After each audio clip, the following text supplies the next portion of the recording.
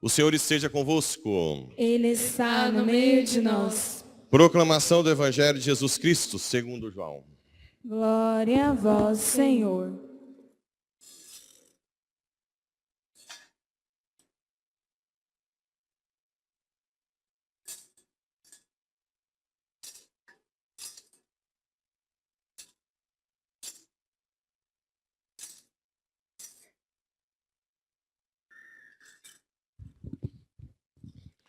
Deus amou tanto o mundo, que deu o seu Filho unigênito, para que não morra todo o que nele crer, mas tenha a vida eterna. De fato, Deus não enviou o seu Filho ao mundo para condenar o mundo, mas para que o mundo seja salvo por ele. Quem nele crê não é condenado, mas quem não crê já está condenado, porque não acreditou no nome do Filho unigênito. Palavra da salvação. Glória a vós, Senhor. Muito bem, caríssimos irmãos e irmãs, e que nos acompanham pelas redes sociais. Hoje nós celebramos a Santíssima Trindade. O que tem a ver a Trindade conosco? Tudo. Eles nos criaram, né? Eu vou focar em um aspecto que vai interferir muito na nossa vida, vocês vão entender por quê. O Pai é a origem de tudo. Fons et origo, dizia Santo Agostinho, alguns padres da igreja. Fonte e origem da Trindade. O Pai gera o Filho na eternidade. Se é na eternidade, é que dia que foi? Sempre. É fora do tempo. Ou seja, o Pai é Pai desde sempre. Qual Deus que é mais perfeito? O Pai que retém a perfeição para si ou o Pai que se doa completamente? O Pai que se doa. À medida que o Pai gera o Filho, que é o seu intelecto, mais ou menos nosso, ele também ama o Filho. O Pai ama o Filho. O amor é tão perfeito que é uma pessoa, o Espírito Santo. Então nós temos uma comunidade de amor, Pai que doa ao Filho, Filho que doa ao Pai, Pai que doa ao Filho, Filho que doa ao Pai. As três pessoas têm a mesma substância, são divinas. Homoousios, dizia os padres capadócios, né, para explicar um pouco sobre a Trindade. Tem a mesma substância, é a mesma natureza, mas são três pessoas diferentes. Alguns padres da igreja colocam o Pai como amante, Filho amado como amado, e o Espírito Santo o amor do amante com o amado. Né? Santo Agostinho, o Pai é a memória que retém tudo, o Filho o intelecto, o Pai conhece no Filho, por isso que o Filho que encarnou, porque Deus criou o mundo através do Filho. Quando o mundo se corrompeu, para redimir o mundo tem que ser o Filho. E o Espírito Santo, que é através do qual o Pai ama o mundo. Então o Pai conhece o mundo no Filho e ama no Espírito. Os dois braços do Pai, Jesus, Filho e o Espírito Santo.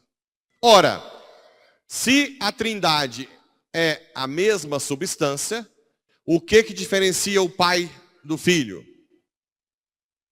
Se os dois são Deus e do Espírito Santo. O que faz diferença? A relação entre eles. A relação. O que diferencia o Pai do Filho? Ele ser Pai e o outro ser Filho. E do Espírito Santo, descer o amor. Então, a relação entre eles é que dá a diferença. Não é a substância que é a mesma.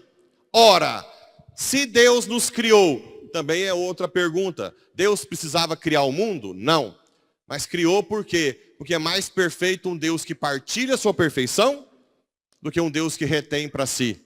Se ficasse só os três lá, era menos perfeito do que criar o mundo. Porque eles querem partilhar. Ou seja, uma das provas da existência de Deus de São Tomás de Aquino são os graus de perfeição. Porque se existe algo mais e menos perfeito, obriga que exista o perfeito, que é Deus. Não tem como ter graus sem uma referência plena, né? Então, se existe algo mais perfeito e menos, tem que existir o perfeito. Ora, se Deus nos criou e o ser humano é o mais importante da criação no universo, é claro que a relação da Trindade tem algo que vai refletir na humanidade.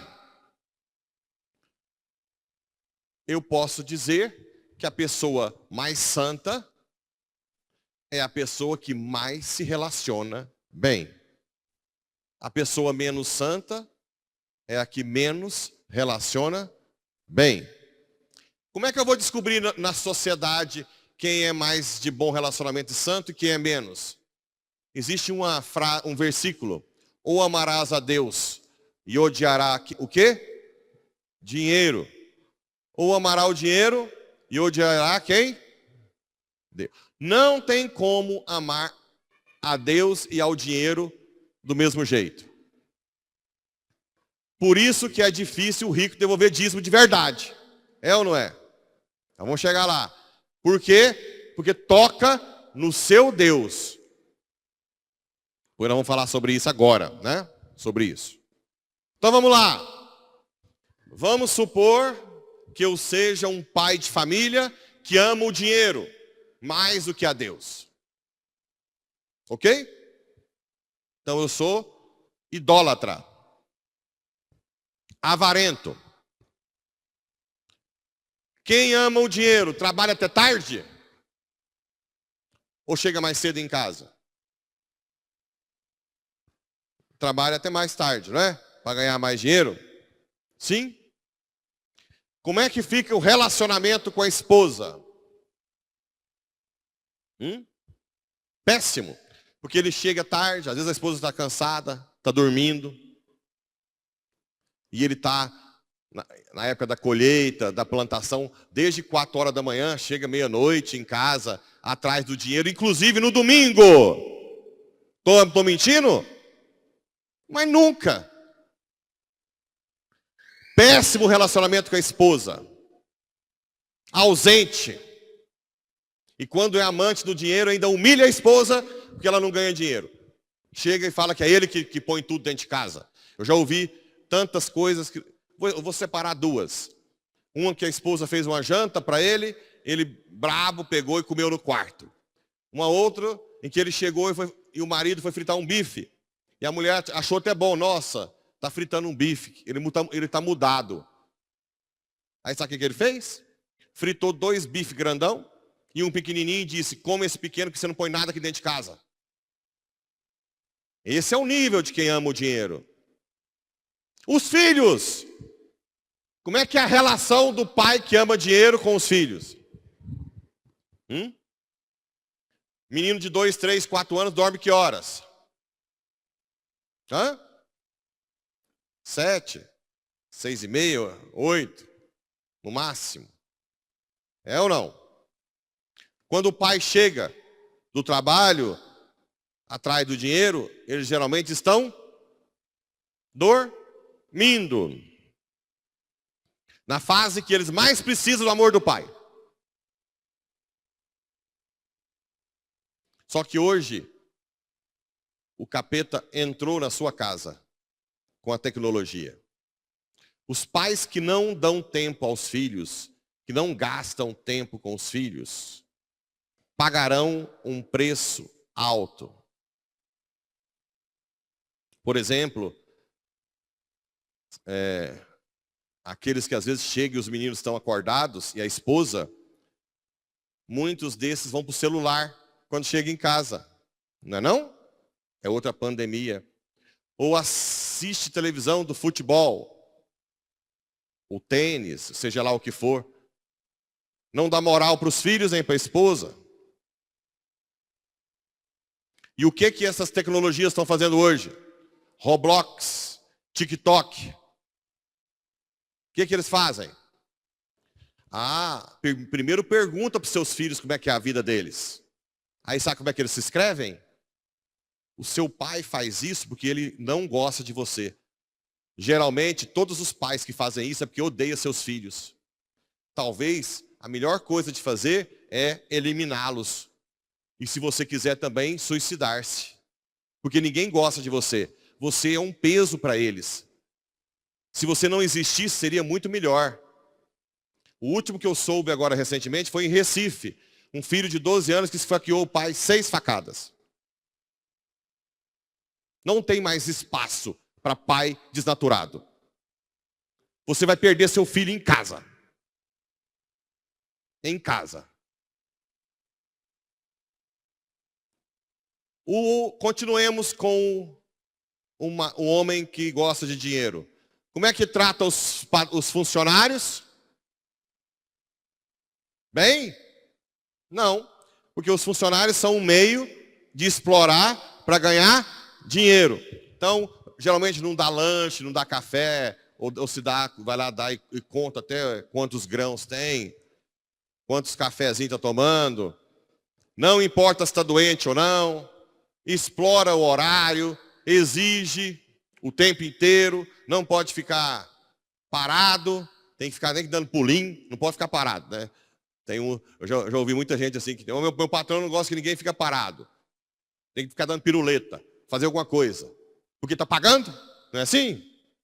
Não libera para nenhum tipo de encontro familiar, ou uma coisa, exceção, um passeio. E geralmente os funcionários odeiam, mas estão lá porque precisam. Então é um péssimo relacionamento com os funcionários. Também o funcionário que não tem Deus e gosta de dinheiro, trabalha mal, porque sonha de trabalhar pouco e ganhar mais. Não trata bem seus colegas, faz calúnia de inveja de quem trabalha direito. Também tem o outro lado, não é só o patrão. O pai de família avarento, que só pensa no dinheiro, também relaciona-se mal com seus colegas de trabalho. E a coitada da igreja? Essa pessoa que pensa em dinheiro, vem todos os domingos à missa? Não, tem que ir para a fazenda Rio Verde, fazenda no Mato Grosso, e vai... Não, está sem peão, vai você para a missa, eu vou ver o peão lá que está faltando. Estragou a bomba d'água. Nem a missa dominical vem toda. Não estou dizendo que não vem algumas. Principalmente na festa do padroeiro. E ainda dou alguma coisinha. Só que é o resto, do resto, do resto. Dá um bezerrinho por ano, ganha milhões por ano, e acha que é o cara. Lembra da passagem da viúva? Um rico chegou lá e deu uma quantidade boa, mas era o resto, do resto, do resto, do resto. Chega a viúva e joga uma moedinha, que era tudo que ela tinha. Assim como em festa de padroeiro, as pessoas que vão receber mais glória, não são tanto, às vezes, a que dá uma quantidade de dinheiro boa, mas que está dando o resto, do resto, do resto, do resto. Se você deu mexendo na carne, uma quantidade que realmente mexe com você, por exemplo, o dízimo. Por que quase nenhum rico devolve o dízimo? Porque não é o resto, do resto, do resto. Mexe. É algo que tem substância, é porcentagem. Difícil. Eu tinha falado que eu não conhecia nenhum, mas teve uma que me ligou do Tocantins, de um estado aí, que tinha terra numa das paróquias minhas, ela devolvia do arrendamento realmente 10%. Então eu vou pedir, claro, e ela disse também, eu só sabia do arrendamento, isso é verdade, mas não sei da vida toda. Espero que também seja da vida toda, de todos os seus trabalhos. Mas é difícil, a pessoa que ama o dinheiro. Mas vir à missa de vez em quando, vir na festa padroeiro, doar um piso, doar um bezerro, é fácil, porque é o resto do resto, do resto, do resto, do resto, do resto, do resto, do resto, do resto. Entenderam? Ah, padre, desse jeito você não vai ganhar doação mais. Eu quero a sua alma. Eu quero que você vá para o céu. E eu quero que parem de atacar o agronegócio. Por que atacam o agro? Porque quem está no agronegócio, a maioria não reza, não vai à missa domingo, não reza o rosário, não devolve o dízimo e não faz caridade. Então Deus tira a mão e deixa atacar o agro como está fazendo. E daqui 5 anos vão estar todo mundo passando fome. Porque eu já ouvi gente dizendo que quando era menino e morava na roça, ia a pé 25 quilômetros na missa. Hoje tem carro. Eu vou te falar até onde foi, o município de Diorama, entre Diorama e Montes Claros. Eu não vou falar qual família, mas a família inteira veio e disse, nós íamos a pé para a missa. Hoje nós temos 2 carros e não vamos. A partir de hoje eu garanto, padre, que vamos à missa. Ou seja, santíssimo, fala para esse que gosta de dinheiro o que é o santíssimo. O que é santíssimo? Nem sabe, vem à missa, nem sabe o que é santíssimo. Como se diz lá, vi rezar o terço aqui. Ou seja, a pessoa que ama o dinheiro é péssimo esposo, péssimo pai, péssimo patrão ou funcionário e péssimo cristão. A relação é horrível em todos os níveis. Quem ama mais a dinheiro do que a Deus. Mas, agora, eu vou ser o pai que ama mais a Deus que o dinheiro. O que eu vou fazer? Chegar mais cedo em casa. Porque eu sei que meus filhos podem estar dormindo. E eu sei que a minha esposa vai ficar irritada. Né? Essa história também de cervejinha depois do trabalho, meu filho, é do capiroto com toda a força. Porque além de você não dar atenção para os seus filhos, para sua esposa, ainda chega bêbado de tarde. É para acabar. Aí esse chega com chifre já. É terrível. Por que você casou? Por que você casou? Vai ficar com seus amiguinhos bebendo cerveja. Mas voltando no padre, é porque eu tinha esquecido dessa parte, né? O pai de família que ama a Deus. Chega em casa, sempre leva alguma coisinha para a esposa, que seja uma florzinha da soja, que não é tão bonita, mas fala assim, meu amor, essa florzinha aqui era a mais bonita que eu achei na lavoura. E eu lembrei de você.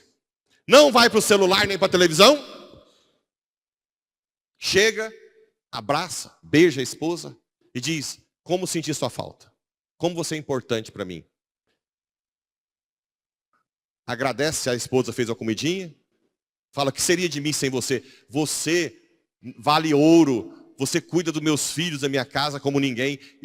Ninguém conseguiria pagar o que você vale. Né? Claro que a esposa também não pode ser tranquila de enjoada. Tem que ajudar e ser boazinha, sorriso, que bom que você veio também. Também não é só o homem, né? Aí o pai de família chega, depois de abraçar a esposa, falar que ela é importante, vai para os filhos. Vamos brincar com o papai. Lá, 2, 3, 4 filhos. Não, 4 hoje é raríssimo, né? Porque ninguém quase não tem. Hoje tem meio filho a média. Reúne os filhos, senta no chão e fala assim, peraí, antes do papai brincar com vocês, eu quero falar uma coisa para vocês. Ah, é, papai? O quê? É dar presente? Não. Senta os filhos assim e fala assim, sabia que o papai é feliz por causa de vocês? Sabe o que me dá ânimo de trabalhar o dia inteiro? O amor que eu tenho por vocês, pela sua mãe. Isso me faz feliz. Vocês são as coisas mais importantes que eu tenho. Eu já vi, você já deve ter visto vídeo de pai fazendo isso com o filho começa a chorar. Né? Você é importante para mim. Eu daria a vida por vocês. Como o papai sofre, feliz, de saber que eu vou chegar aqui e encontrar vocês. Agora vamos brincar. Agora vamos brincar, depois de falar isso. Gasta o tempo com os filhos. Não tem Roblox que vai tirar seu filho de você. Não tem TikTok. Não tem nada disso. Porque você está criando raízes profundas no coração. É muito mais fácil ele dar a vida por você. Dar a vida, né? No trabalho, trata bem os funcionários, ri, dá um lanche, deixa num momento de família, deixa ir passear, volta, vira uma família, os funcionários gostam dele. Se você é funcionário, você trata bem seus colegas de trabalho, você faz o serviço bem feito, por amor a Deus. Você ajuda quem não consegue fazer bem feito, ao invés de ficar dedurando, vai lá e tenta ajudar, ensinar. E você nunca, jamais imagina na sua vida faltar uma missa dominical ou sábado. Jamais deixa de rezar o terço todos os dias. E se você viaja para as fazendas, você reza 10 rosários, né, no caminho. Ou então programa onde vai ter missa no caminho, para não faltar missa dominical. Você seria dizimista de verdade? Ajudaria quem precisa, os pobres, inclusive seus funcionários ou parentes? Por que não ajudar um funcionário? Se você está ganhando muito dinheiro. Né? Por que não ajudar? Não fazer uma casinha para ele? Se mora na lona? E assim por diante. Ou seja, a pessoa que ama a Deus, e aliás, não é só amar a Deus, e reza de verdade, para a graça iluminar a sua mente, você é um ótimo esposo, porque relaciona bem com a esposa. Ótimo pai, porque se relaciona bem com os filhos. Ótimo patrão ou funcionário, porque se relaciona bem com os funcionários ou com seus colegas. E um ótimo cristão, porque você não troca Deus por nada. Quem é essa pessoa? Bem, vocês avaliam. Agora vocês entendem que a relação é o termômetro se você presta ou não. Aliás, ninguém presta por si mesmo, né? O ponto de partida para você mudar é reconhecer que não presta, que você precisa da graça de Deus para ser uma pessoa que faz isso. Eu vou citar 2 exemplos da minha vida, quando era médico ainda. Um foi quando a gente pegou, naquela época, 2008, as despesas, a gente tinha uma clínica, eu tinha um sócio e 7 funcionários na clínica e uma que não ficava na clínica, 8, né? E nós fizemos um levantamento, estava com a despesa na época de R$20 mil. Claro, para a empresa isso não é nada. Mas para uma clínica pequena, naquela época era muito dinheiro. Aí nós chamamos uma auditoria. E os auditores reuniram comigo, meu sócio, e falaram assim: que absurdo é esse? Eu falei, absurdo? O que é que foi? Vocês dão lanche para os funcionários o dia inteiro, porque lá tinha a cozinha aberta, e elas podiam ir lá fazer misto quente, fazer creme, suco, na hora que quiser. Saía lá. Isso não existe. Vocês têm que mandar tomar café em casa. E depois, à tarde, dar só pão e café. E eu olhei para o meu sócio e falei, uai, será que nós somos tão burros assim? Obedecemos, né? Porque, teoricamente, a gente era burro. Uma despesa de 20 mil. Começamos o processo. 2 semanas depois, eu entrava na clínica. Eu até brinquei nas outras missas, né? Aquela musiquinha daqueles desenhos.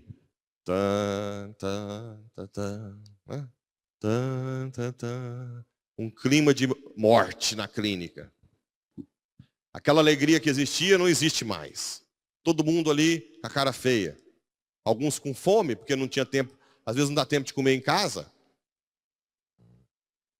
Mal esperei passar o mês. Terminou o mês, eu falei para que fazia compra. Quanto que economizou com essa mudança? Eu lembro direitinho. R$400 de 20 mil. Eu falei assim, volta tudo. O dobro. Agora põe creme com 2 sabores. E deixa que elas comam quando quiser, na hora que quiser. Passado um tempo, voltou o clima. E eu ficava até mais tarde na clínica. Meu sócio ia embora mais cedo, então tinha uma secretária que ficava comigo até às 19 horas. E alguém ligou na clínica, 18h55. Se fosse uma funcionária que não tivesse satisfeita, ela ia atender o telefone? Nunca. Ela atendeu o telefone. E era um paciente que vinha de Tapaci, que é 100 km de Séries, com sangramento no nariz. Ela veio, doutor, tem um paciente vindo de Itapaci. Vai demorar aqui umas meia hora, 40 minutos. Eu disse, tudo bem, seu horário é até às 19, fecha lá o sistema, deixa a porta encostada e pode ir embora. Ela disse, nunca.